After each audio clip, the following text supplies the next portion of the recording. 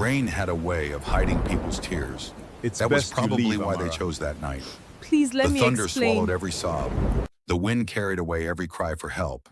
And beneath the dazzling lights of one of Lagos' most luxurious neighborhoods, a young woman in a wheelchair was abandoned by the very people who had once promised to love her forever. She wasn't crying because she had nowhere to go.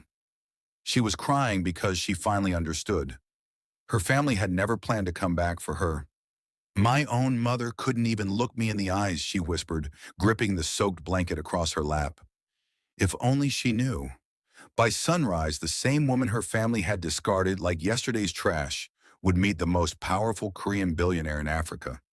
A man whose name made politicians nervous, CEOs cautious, and enemies disappear from boardrooms overnight. And before this story ends, an entire empire would fall.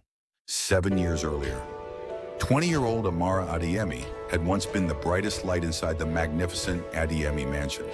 Her laughter echoed through the marble halls. Her father used to call her his future CEO. Her younger twin brothers followed her everywhere. Even the household staff adored her. She was fearless, kind, brilliant. She dreamed of building hospitals across Nigeria where no child would ever be denied treatment because of money. Whenever someone asked what she wanted to become, she smiled. Someone people can depend on. Her grandmother would kiss her forehead. You already are. Back then, nobody imagined everything would change during a single family vacation. The ski resort in South Korea looked like something from a fairy tale. White mountains, crystal skies, children laughing. The Adeyemis had traveled there after closing the biggest construction deal in company history. It was supposed to be a celebration. Instead, it became the day their family shattered. Amara noticed a little boy standing near a dangerous slope. He couldn't have been older than 6. His tiny boots slipped. The child screamed. Without thinking, Amara pushed herself forward. She reached him. She shoved him toward safety. Then the ice beneath her cracked. Her father's horrified voice echoed across the mountain. Amara! The world spun. Snow, rock, silence. When she opened her eyes 3 weeks later, she couldn't feel her legs. Doctors did everything they could. Specialists flew in from Europe. Therapists designed recovery plans. The best rehabilitation equipment money could buy filled an entire wing of the mansion. For months, her family refused to give up. Her mother slept beside her hospital bed. Her father canceled business trips. Everyone believed she would walk again. Until the improvements stopped. Weeks became months. Months became years. Medical bills climbed. Investors began whispering. Magazine headlines changed. The golden daughter of the Adeyemi Empire faces permanent disability. The board started asking difficult questions. Could someone in a wheelchair really inherit one of West Africa's fastest-growing companies? Her father never answered. Instead, he stopped asking Amara about her dreams. The first person to change wasn't her father, it was her mother. Sweetheart, her mother said one afternoon while carefully folding designer dresses into storage boxes, these clothes don't really suit your current lifestyle anymore. Amara looked down. What do you mean? They're impractical, but I still like them. Her mother forced a smile. I'm sure you'll find simpler things. Simpler. That word stayed with Amara for years. Soon the expensive dresses disappeared. Then family vacations stopped, including her. Business dinners became too stressful. Photo sessions suddenly happened whenever she was attending therapy. At first, she believed it was a coincidence. Then one evening she overheard something she was never supposed to hear. I can't keep explaining her condition to investors. Her father sighed inside his study. His mother's voice answered quietly. She's still your daughter. And the company employs over 20,000 people. So perception matters. Amara froze outside the door. Another voice joined. Her older brother, Tundi. The board already thinks she makes the company look weak. Weak. The word pierced deeper than the accident ever had. She quietly turned around before anyone knew she had heard. That night, she cried without making a sound. Years passed. The mansion became lonelier. Staff members were instructed not to help unless specifically requested. Her physical therapy sessions became less frequent. The private specialists disappeared. The elevator maintenance was delayed repeatedly. Sometimes she stayed upstairs for entire weekends because nobody remembered to help her downstairs. Every forgotten meal, every canceled appointment, every empty hallway whispered the same painful truth. You no longer matter. Only one person refused to treat her differently, her grandmother, Mama Ife. Every evening she rolled into Amara's room carrying homemade puff-puff and warm tea. You know what I see? The old woman smiled. What? A queen, Amara laughed. In a wheelchair? Mama Ife nodded confidently. Especially in that wheelchair. The old woman leaned closer. People think strength lives in legs. She gently tapped Amara's heart. They forget where real strength begins. For the first time in months, Amara smiled without pretending, but happiness never stayed long inside the Adeyemi mansion. 3 months later, Mama Ife suffered a fatal stroke. Before taking her final breath, she squeezed Amara's hand. Never let people decide your worth. Those became the last words Amara ever heard from the woman who loved her unconditionally. After the funeral, everything changed. Her room was moved from the second floor to a detached guest wing. Family dinners stopped. Phone calls became rare. Conversations became colder. It was as though the only person standing between Amara and complete abandonment had been buried alongside her grandmother. On the morning of her 21st birthday, Amara woke up expecting nothing. Still, a small part of her hoped. Maybe someone would knock. Maybe her brothers would remember. Maybe her mother would bring breakfast like she used to. Instead, her phone remained silent. Not a single message. Not one call. Around noon, a housekeeper quietly entered carrying a sealed envelope. Her hands trembled. I'm sorry, Miss Amara. For what? The woman couldn't answer. She simply handed over the envelope before walking away with tears in her eyes. Amara frowned and opened it. The first sentence made her blood run cold. Effective immediately, all financial support, residential privileges, and family obligations toward Miss Amara Adeyemi are hereby terminated.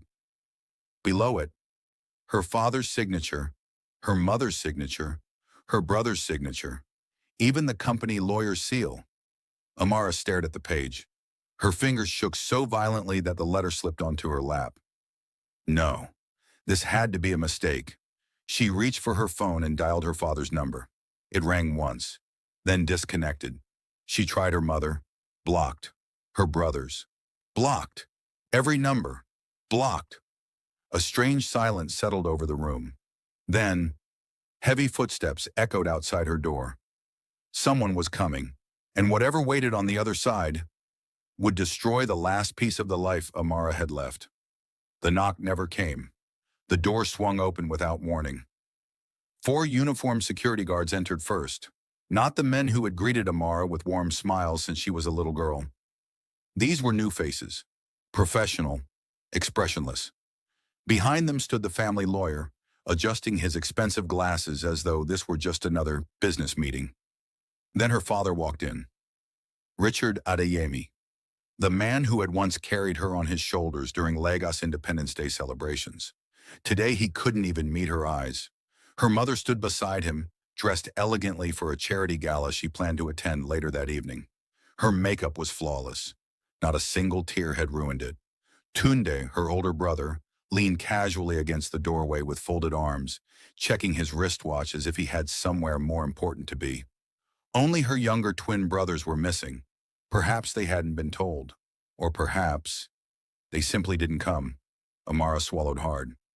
Dad, what is this? Silence. Finally, the lawyer cleared his throat. Miss Adeyemi, under the instructions of the family board, this residence is no longer your legal home. She blinked. What? Your trust fund has been dissolved. My medical accounts have been... What? Closed. My therapy? Discontinued. My insurance? Terminated. Each answer landed like another stone crushing her chest. She looked desperately at her mother. Mum? Her mother's fingers tightened around her designer handbag. Amara? Her voice cracked. For one impossible second, hope returned. Then came the sentence that shattered it. You need to learn how to survive without depending on us. Amara stared at her. Depending on you? Her voice rose for the first time in years. I spent 7 years begging you not to cancel my therapy. Nobody answered. I begged you to let me attend board meetings. Silence. I begged you to eat dinner with me. Nothing. I begged you to remember my birthday. Even Tundi looked away. Amara laughed. It wasn't happiness. It was the sound a heart makes when it finally breaks. You've spent years pretending I was invisible. She looked directly at her father. And now you're pretending this is my fault. Richard finally spoke. The company cannot continue carrying liabilities. Liabilities, not my daughter, not a child. Liability. Those 3 syllables erase 21 years of memories. You built your empire telling the world that family comes first, Amara whispered. And today, she looked around the room she had called home. You've proven it was just another advertisement. For the first time, guilt flashed across her mother's face. But guilt wasn't enough. Not anymore. Outside, dark clouds gathered over Victoria Island. The first drops of rain struck the windows, almost like heaven itself was mourning. The lawyer nodded toward the guards. It is time. One guard stepped forward carefully. Miss Adeyemi, we'll help you outside. Help! The irony almost made her smile. She pushed her own wheelchair. I'll do it. Nobody stopped her. She rolled through the enormous mansion one final time, past the grand staircase where she had taken graduation pictures, past the piano her grandmother used to play every Sunday afternoon, past the dining hall where laughter had slowly been replaced by silence. Every corner held a memory. Every memory now belonged to someone else. Housekeepers stood quietly against the walls. Many were crying, none dared speak. One elderly gardener removed his cap as she passed. He had watched her grow up. Now he couldn't even say goodbye. At the entrance, the massive iron gates slowly opened. Cold rain rushed inside. Amara stopped beneath the shelter. Behind her, the warm lights of the mansion glowed like another world. Ahead, darkness. Her father finally looked at her. You'll receive enough money for 1 week's accommodation. She laughed bitterly. You've calculated even my homelessness. He said nothing. Her mother took one hesitant step. Amara! For a heartbeat, it seemed she might hug her daughter. Instead, she handed over a small envelope. Take care of yourself. Amara didn't even reach for it. I needed a mother. The envelope slipped from trembling fingers onto the wet marble floor. Nobody picked it up. Then the doors closed. Slowly, quietly, permanently. The sound echoed louder than thunder. The lock clicked. Home was gone. Rain soaked her hair within seconds. Traffic rushed past the mansion, unaware that the woman sitting outside had once been the heiress to one of Nigeria's most influential families. She looked at the illuminated windows one last time. Not a single curtain moved. Not one person watched to make sure she was safe. The security lights switched off. Even the house itself had turned its back on her. She lowered her head. Goodbye. Then she rolled away. Alone. Hours passed. The rain grew heavier. Most wheelchair-accessible taxis refused to stop.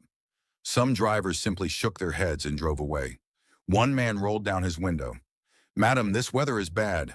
Go back home. She smiled sadly. If I still had one. His face fell. Before he could answer, traffic pushed him forward. She disappeared into the storm once more.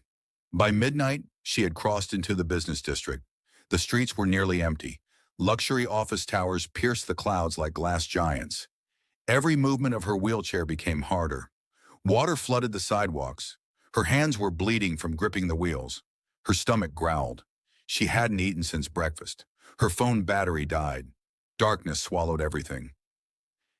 Far across the city, inside the top floor of the sleek Han International Tower. A board meeting had just ended. Every executive remained standing. No one sat before he did. At the head of the long black table stood Kang Ji-hoon, 34 years old, Korean, founder and chairman of Han Global Holdings, one of Asia's fastest-growing investment groups with expanding interests across Africa. The financial media called him ruthless. His employees called him demanding. His competitors called him dangerous. Those who truly knew him called him something else. The Ghost, because he never made noise before changing someone's life. Ji-hoon buttoned his charcoal suit as his chief of security approached. "Sir, what is it?" "We've identified another attempt." His expression hardened. "From Seoul?" The man nodded. "They've traced one of our logistics routes." Ji-hoon walked toward the floor-to-ceiling window overlooking Lagos. "So?" "They're getting closer." For a long moment, neither man spoke. Finally, Ji-hoon sighed. "Increased security. Already done." "And the humanitarian project?" "Tomorrow morning." He nodded once. "Good." Most people believed Han Global was in Nigeria only to build ports, technology hubs, and hospitals. Very few knew that Ji-hoon had another mission, one he'd kept secret for almost 8 years, a promise made to someone whose face he could never forget. At exactly 1:17 a.m., his convoy left the tower. 3 black armored SUVs glided through the rain. Inside the lead vehicle, Ji-hoon reviewed documents on a tablet. Then, the convoy slowed. His driver frowned. "Sir, what is it?" "There's someone ahead." Ji-hoon barely looked up. "Go around." The vehicle moved slightly, then stopped again. The driver's voice became uneasy. "It's a woman." Ji-hoon finally lifted his eyes. Through the rain-streaked windshield, he saw a lone wheelchair stranded beside the flooded roadside. Its occupant wasn't waving for help. She wasn't screaming. She simply sat there in the rain, completely still, as if she had run out of reasons to keep moving. Ji-hoon's heartbeat caught. There was something hauntingly familiar about the way she held herself, like someone carrying pain far heavier than the storm. He stared for several seconds, then quietly gave an order that surprised everyone in the convoy. "Stop the cars." His security chief immediately objected. "Sir, this could be an ambush." Ji-hoon never took his eyes off the woman. "No." His voice was calm. "It's something else." He reached for the door handle, and in that very moment, across the street, hidden beneath the shadows of an abandoned building, 3 unidentified men began watching the convoy. One of them slowly raised a phone. "The target has stopped," he whispered. "But," his voice faltered as he looked toward the woman in the wheelchair, "I don't think she's the one they came for." The rain continued to pound the streets of Lagos. Water rippled across the road as Kang Ji-hoon stepped out of the armored SUV. His security team reacted instantly. "Sir!" Within seconds, 6 bodyguards surrounded him. One held an umbrella over his head. Another discreetly scanned the rooftops through a thermal scope. The security chief spoke through his earpiece. "Alpha team, secure the perimeter. Bravo team, watch the eastern alley. Nobody gets within 30 meters of the chairman." Amara barely noticed them. She was exhausted, cold, numb. She didn't even look up as polished black shoes stopped in front of her wheelchair. A calm voice broke the silence. "Excuse me." She slowly raised her head. Standing before her was a man unlike anyone she had ever seen. He looked impossibly composed despite the storm. Tall, sharp features, dark eyes that revealed almost nothing, yet somehow seemed to notice everything. His tailored coat was soaked from the rain, but he didn't appear to care. For several seconds, neither of them spoke. Then he asked gently, "Are you injured?" Amara managed a tired smile. "Only in ways a hospital can't fix." Something flickered across Ji-hoon's face. Not pity, recognition. He knew that answer. He had heard words like those before, years ago, from someone he had failed to save. His voice softened. "What's your name?" She hesitated. Funny. Just hours earlier, people had erased her existence with signatures on a piece of paper. Now a stranger was asking for the one thing she still possessed. "My name is Amara." He nodded once. "I'm Ji-hoon." No titles, no mention of his wealth, no attempt to impress her. Just Ji-hoon. She glanced at the convoy behind him. "You don't look like someone who introduces himself without a last name." For the first time that night, the corner of his mouth lifted into the faintest smile. "And you don't look like someone who asks ordinary questions." Despite everything she had endured, she almost smiled back. Almost. One of the bodyguards stepped forward. Chairman, we need to leave. Ji-hoon ignored him. Instead, he crouched until he was eye level with Amara. What happened? She laughed quietly. That's a very long story. I have time. I don't. His eyebrows drew together. I have nowhere to go. The words came out so calmly that they frightened even her. She wasn't asking for help. She was simply stating a fact. Ji-hoon's gaze fell to her hands. They were bleeding. Small cuts covered her palms from pushing her wheelchair through flooded streets. He looked down further. One wheel was bent. The front caster had nearly snapped. She hadn't stopped because she wanted to. She had stopped because she couldn't move anymore. His jaw tightened. Behind him, his security chief noticed the change. Whenever Ji-hoon became this quiet, someone was about to make a decision that would change everything. Across the street, inside the abandoned building, the three men continued watching. One lowered his binoculars. Who's the woman? No idea. The chairman never stops. He just did. Their leader frowned. Keep recording. Another man spoke nervously. Should we abort? The leader shook his head. No.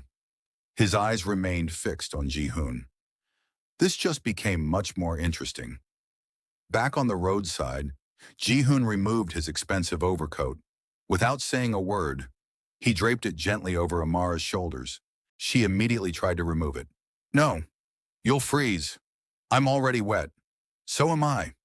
This coat probably costs more than everything I own. Then it's being used exactly the way it should be. She stared at him.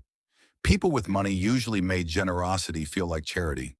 Ji-hoon somehow made it feel normal, as though helping another human being required no explanation. Still, she shook her head. I can't accept it. You already have. What? He nodded toward her shoulders. It looks better on you. She looked down. For reasons she couldn't explain, tears threatened to return. Not because of the coat, because it was the first time in years someone had given her something, without making her feel like a burden. His security chief approached again. Sir, intelligence just confirmed suspicious movement across the street. Ji-hoon's expression hardened instantly. How many? Unknown. He turned to Amara. When did they arrive? She blinked. Then she remembered. She had noticed silhouettes nearly 15 minutes earlier. She assumed they were avoiding the rain. They've been there. The security chief cursed under his breath. They were watching before we stopped. Ji-hoon's instincts sharpened. That wasn't random. Someone had been observing the area before his convoy arrived, which meant either he was the target or someone else was. His eyes drifted back to Amara. No, nothing about her suggested a setup. She looked genuinely exhausted, genuinely frightened. And if this was an ambush, she was the world's greatest actress. He didn't believe that. Suddenly, a black motorcycle roared around the corner, then another, then a third. The bodyguards moved instantly. Protect the chairman. The motorcycles accelerated toward the convoy. One rider reached beneath his jacket. Amara's eyes widened. Look out! Everything exploded into motion. The lead bodyguard tackled Ji-hoon sideways. Another drew a compact defensive weapon. One motorcycle skidded across the flooded road. The riders weren't attacking. They were trying to escape. The security chief shouted, They've been compromised! Stop them! Two SUVs surged forward. The motorcycles split in different directions. Within seconds, the street became a blur of flashing headlights and screaming tires. Amara watched in disbelief. What is happening? Ji-hoon calmly stood. His white shirt was now stained with mud. Yet he seemed more concerned about her than himself. They weren't after us, she frowned. How do you know? They ran. His eyes narrowed thoughtfully. They were watching, but they never intended to fight, which meant only one thing. Someone wanted information, not blood. At least, not tonight. Minutes later, the street fell silent again. One bodyguard returned, breathing heavily. They got away. Ji-hoon simply nodded. I expected that. The security chief looked confused. You did? They were scouts. His gaze lingered on the darkness. They wanted confirmation that I was in Lagos. And now they have it. A dangerous silence settled over the team. Amara realized she knew absolutely nothing about this man. Who was he? What kind of billionaire attracted surveillance teams in the middle of the night? Why did his bodyguards move like military veterans instead of private security? Questions filled her mind. Yet strangely, she wasn't afraid of him. She was afraid for him. Ji-hoon's satellite phone vibrated. He answered immediately. A deep Korean voice spoke rapidly. His normally calm expression changed. For the first time that night, Amara saw genuine emotion. Shock, then anger. Finally, determination. He ended the call. His security chief stepped closer. Sir, Ji-hoon spoke quietly. They found Professor Kim. Every bodyguard froze. One whispered, after 8 years? Ji-hoon nodded. Alive! Amara pretended not to listen, but one sentence escaped before they lowered their voices. The professor says, Ji-hoon looked back toward her. Yeah, the person we've been searching for may already be here. His eyes met Amara's, not with certainty, but with impossible curiosity, for reasons he couldn't explain. The stranger abandoned in the rain reminded him of the final promise Professor Kim had made before disappearing 8 years ago. One day you'll meet someone whose strength isn't measured by what they can do, but by what they've survived. Ji-hoon had spent years believing those words referred to someone else. Tonight, for the first time, he wasn't so sure. He walked back to Amara, extended his hand, not to pull her up, not to rescue her, simply to offer a choice. Miss Amara, his voice was steady, I have a proposition. She looked from his hand to his face, then back again. She had trusted people before. They had broken her. She had believed promises before. They had abandoned her. So why did every instinct tell her that saying yes to this stranger would change her life forever? Before she could answer, a single gunshot echoed somewhere in the distance. One of Ji-hoon's bodyguards grabbed his earpiece, his face draining of color. Chairman? He swallowed hard. They've breached the estate. The air seemed to stop moving. Ji-hoon's eyes hardened. Casualties? None so far, Chairman. The intruders didn't steal anything. He frowned. What did they take? The guard hesitated. Nothing. A strange silence followed. Then they weren't there to steal, Ji-hoon murmured. They wanted us distracted. His gaze shifted to Amara. For a split second, everything clicked into place. The scouts, the surveillance, the timing. None of it had been random. Whoever was behind this attack wanted to know exactly where Kang Ji-hoon would be tonight. And they had succeeded. He looked directly at Amara. Miss Adeyemi, this is no longer safe. She lowered her eyes. I don't want to become another problem for you. His answer came immediately. You aren't. Not a trace of hesitation. Not an ounce of pity. Just certainty. For someone who had spent 7 years being treated like a burden, those 2 words felt almost impossible to believe. Ji-hoon turned toward his security team. Prepare the guest residence. Chairman, are you certain? I've never been more certain. The estate overlooked the Atlantic Ocean. Unlike the lavish mansions Amara had grown up seeing, this home wasn't built to impress. It was built to endure. Every entrance was discreet. Every window was reinforced. Every hallway quiet. It felt less like a palace and more like a sanctuary. The medical team was already waiting. A middle-aged doctor knelt beside her wheelchair. Miss Adeyemi, may I? She nodded. Within minutes, the cuts on her hands were cleaned. Her shoulders were wrapped in warm blankets. A therapist carefully examined the strain on her arms. Without asking questions she wasn't ready to answer. Nobody stared. Nobody whispered. Nobody looked sorry for her. They simply treated her with dignity. When the examination ended, the doctor smiled warmly.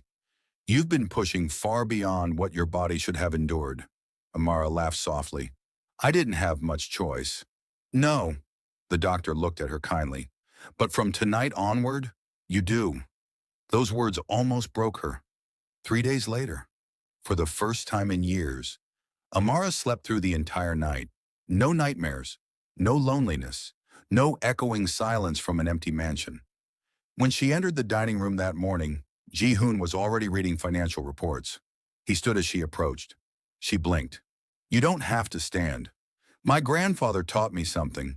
He smiled faintly. Respect isn't reserved for presidents. She sat quietly. Your grandfather sounds like a good man. He was. What happened to him? He taught powerful people to fear arrogance. His smile faded. They killed him for it. Amara looked at him in surprise. He calmly returned to his coffee. She realized then, pain recognized pain. Perhaps that was why neither of them needed many words. Weeks became months. Ji-hoon never tried to rescue Amara. Instead, he gave her opportunities. She chose which rehabilitation specialist she wanted. She selected business courses herself. She learned corporate strategy, international finance, public speaking, leadership, adaptive mobility training. She wasn't becoming someone new. She was becoming the woman life had interrupted 7 years earlier. Every victory belonged to her, not to Ji-hoon. One afternoon, she looked at him across the company library. Why are you helping me? He closed his book. Because someone once helped me when I had nothing. And you expect nothing in return? He smiled. If I expected something, it wouldn't be kindness. For the first time, she believed him. 6 months later, the Grand African Business Summit welcomed leaders from around the world. Reporters crowded the entrance. Camera flashes lit the evening sky. Richard Adeyemi adjusted his tuxedo confidently. His family had survived every rumor, every scandal, every accusation, until tonight. Inside the ballroom, whispers suddenly spread. Heads turned. The massive doors opened. Amara entered wearing an elegant emerald gown designed for her seated silhouette. Her wheelchair gleamed with understated sophistication. She wasn't hiding. She wasn't apologizing. She carried herself with quiet authority. Beside her walked Kang Ji-hoon, not holding her chair, not pushing her, walking beside her, as an equal. Gasps filled the room. Isn't she? I thought she disappeared. Richard's face drained of color. His wife covered her mouth. Tun froze completely. Amara rolled calmly toward them. No anger, no hatred, only peace. Her father finally found his voice. Amara. She stopped. For several seconds, nobody spoke. Then Richard whispered, "We made mistakes." She looked into the eyes of the man she had once admired more than anyone. No, her voice remained calm. Mistakes are forgetting birthdays. Silence. Mistakes are arriving late. Another silence. But abandoning your daughter. She held his gaze. Was a decision. No one in the ballroom moved. Her mother burst into tears. "Please come home." Amara smiled sadly. "I spent years begging for a home." She looked around the room. "I've already found one." She turned away, not because she hated them, but because she no longer needed their approval. That hurt them far more than revenge ever could.